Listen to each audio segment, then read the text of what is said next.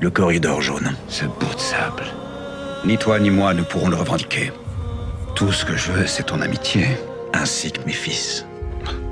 La rivalité entre deux émirs d'Arabie et le destin d'un jeune prince courageux sur fond de guerre en plein désert, ça s'appelle Or Noir, le dernier film de Jean-Jacques Hano que nous sommes allés rencontrer lors de la première en France.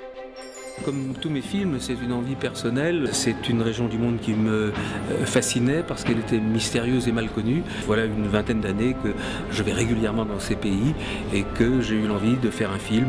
Je suis tombé sur ce roman Dieu merci, qui est un roman qui se passe au moment où cette Arabie de légende bascule dans la modernité, avec un très beau personnage central, un jeune prince qui se voit mis au pied du mur et obligé d'avoir un destin très loin de celui qu'il imaginait.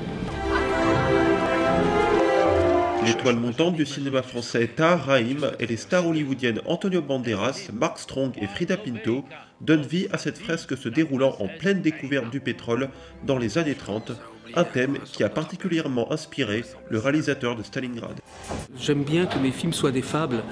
Celui-là raconte le débat que racontait d'ailleurs un de mes films, Le nom de la rose, sur la modernité et la tradition. Qu'est-ce qu'on fait quand soudain la civilisation à laquelle on est habitué risque de basculer dans un inconnu, quand cette invasion de la modernité vient bousculer les cartes.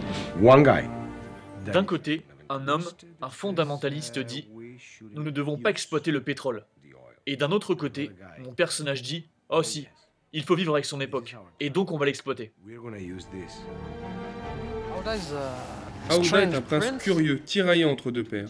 L'un est son vrai père, son père biologique, mais il ne connaît absolument rien de lui. Tandis que l'autre n'est pas son vrai père, mais pourtant celui qu'il a élevé dans une véritable prison dorée. Un budget de plus de 40 millions d'euros, dont plus de 70 acteurs, plus de 10 000 figurants et plus de 700 chevaux ont été nécessaires pour donner vie à la vision de Jean-Jacques Hano, qui n'a rien perdu de son sens du spectacle.